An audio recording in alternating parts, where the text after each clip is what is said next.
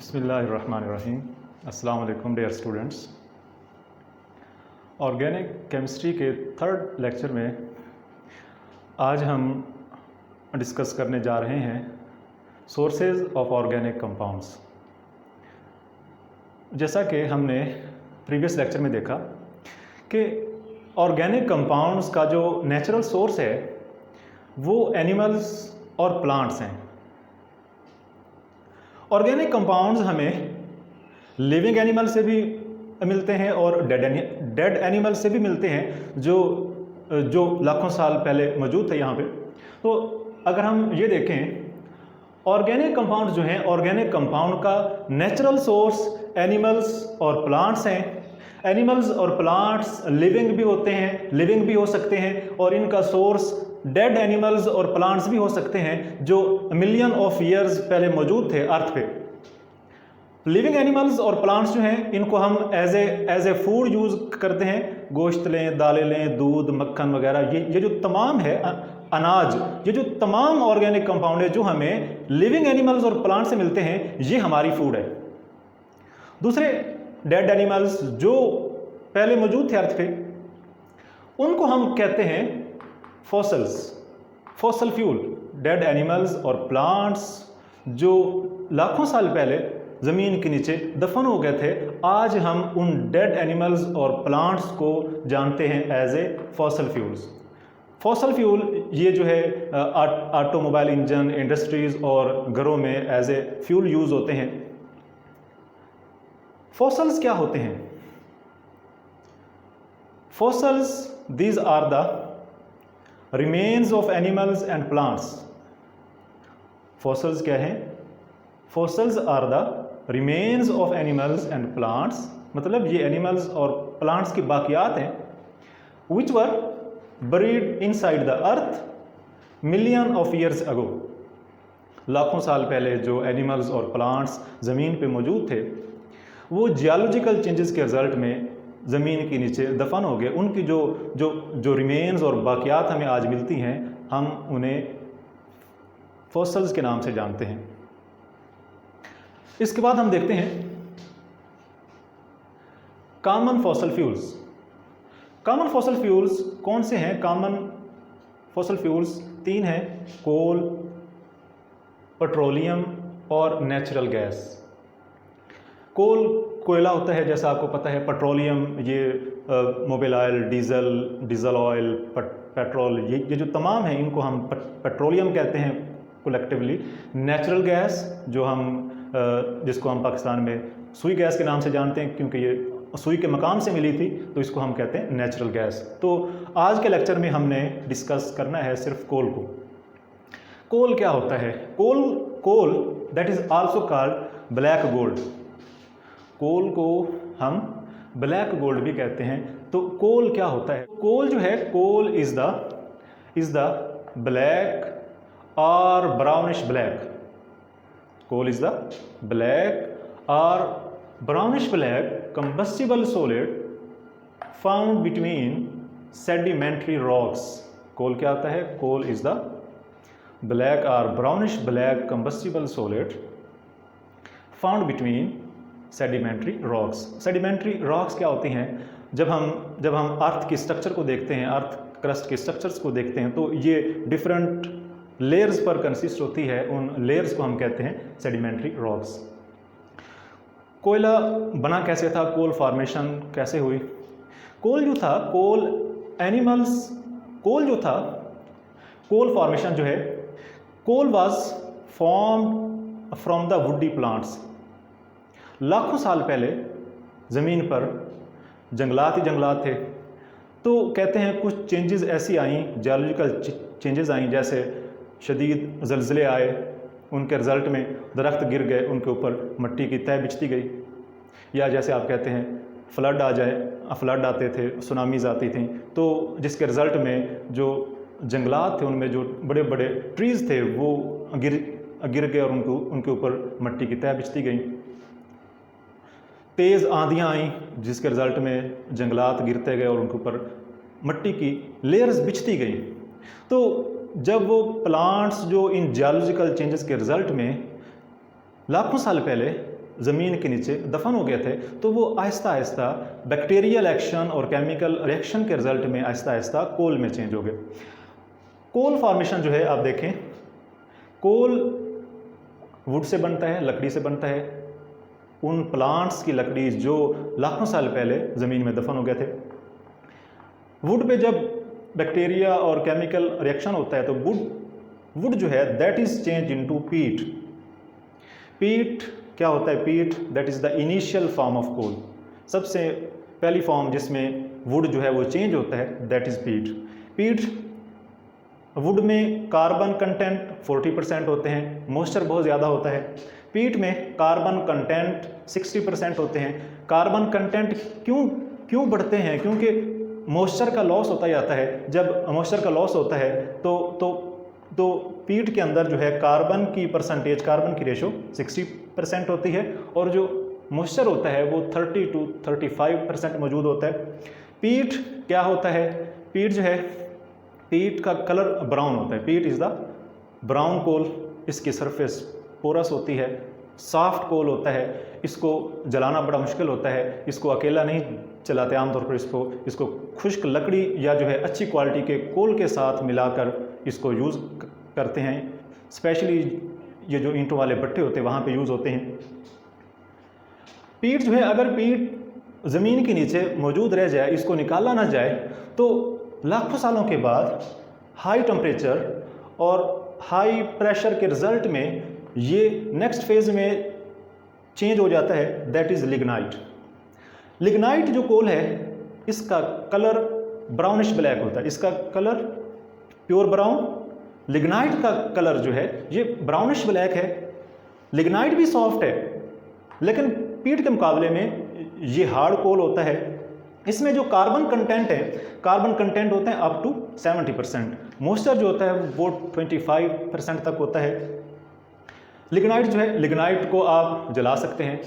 पीट जो है, पीट अकेला इसको नहीं जलाया जा सकता। पीट को जलाने के लिए इसको खुश्क लकड़ी या जो है अच्छी क्वालिटी के कोल के साथ मिक्स करना होता है। लेकिन ये जो लिग्नाइट है, लिग्नाइट खुद जल सकता है, अकेला जल सकता है।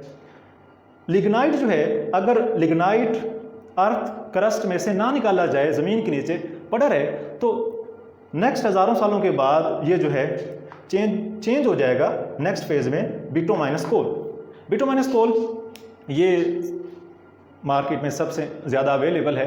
बिटुमिनस कोल जो है इसमें कार्बन कंटेंट जो हैं वो होते हैं 80% होते हैं। मॉइस्चर जो होता है वो 10 to 15% होता है।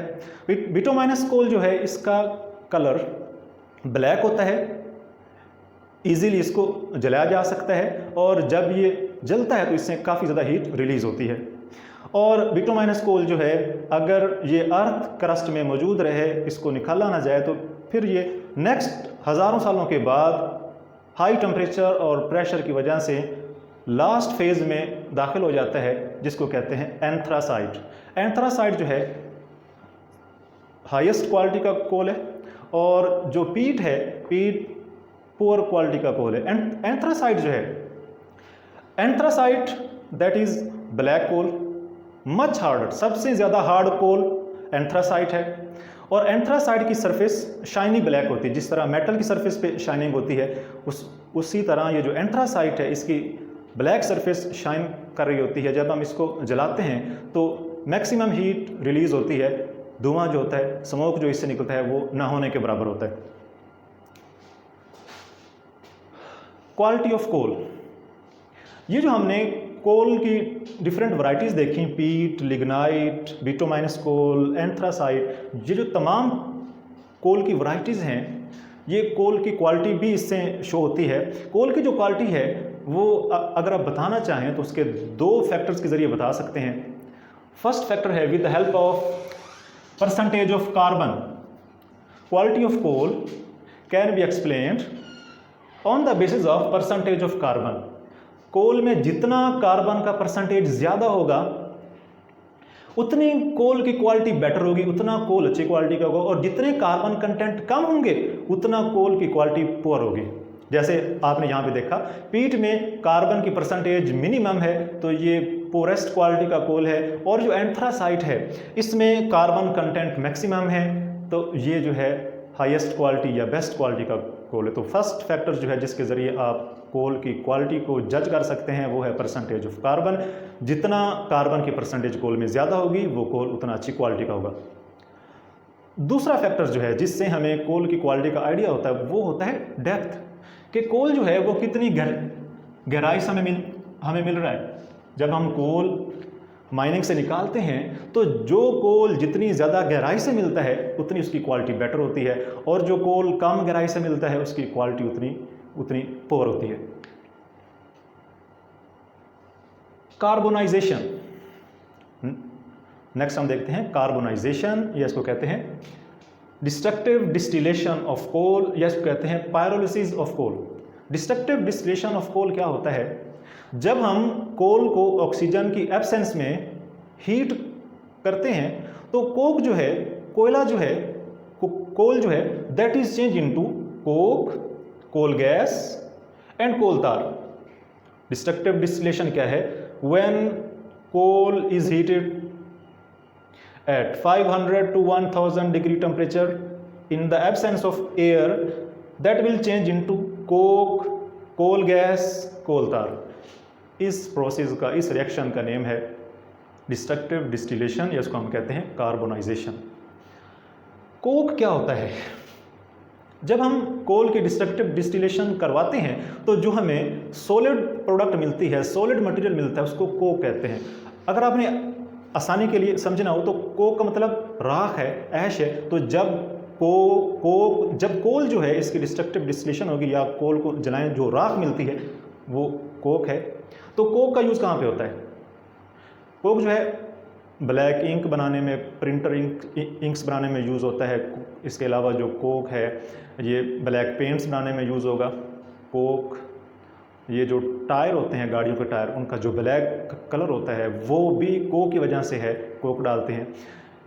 मज़ीद जो है ये जो कोक होता है ये स्टील इंडस्ट्री में यूज़ होता है। जब हम आयरन से स्टील बना रहे होते हैं तो आयरन में से काफ़ी सारी इम्प्योरिटीज़ निकालने के लिए, जैसा कि फास्फोरस, सल्फ़र, सिलिकॉन वगैरह, इनको निकालने के लिए हम कार्बन ऐड करते हैं। तो कार्बन एज ए जो है इसको प्योरीफायर के तौर पर भी काम करता है। नेक्स्ट है कोल गैस। कोल गैस क्या है? कोल गैस ये 3 गैसेस का मिक्सचर है, hydrogen gas, carbon monoxide and methane. Coal gas is the mixture of 3 gases, hydrogen, carbon monoxide and methane gas. ये सिलेंडरों में भर के इसको हम एज ए फ्यूल यूज़ करते हैं, घरों में भी यूज़ होता है, इंडस्ट्रीज़ में भी यूज़ होता है। नेक्स्ट है कोल तार। कोल जो है, कोल की डिस्ट्रक्टिव डिस्टिलेशन के दौरान जो हमें लिक्विड मटेरियल मिलता है वो ब्लैकिश कलर का विस्कस लिक्विड होता है, अनप्लीजेंट स्मेल होती है, उसको कहते हैं कोल तार कहते हैं। कोल तार में लाखों ऑर्गेनिक कंपाउंड्स मौजूद होते हैं, स्पेशली ऑर्गेनिक एरोमेटिक कंपाउंड्स। तो कोल तार जो है ये रोड सरफेस बनाने में यूज़ होता है।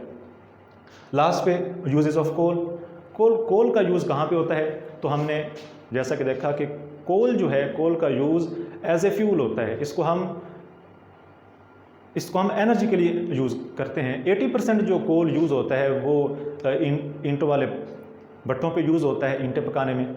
इसके अलावा जो कोल घरों में भी यूज़ होता है एज ए फ्यूल। इसके अलावा जो कोल होता है ये आपने देखा कि ये कोल तार और कोल गैस बनाने में यूज़ होता है, जिनके आगे डिफरेंट यूजेस हैं।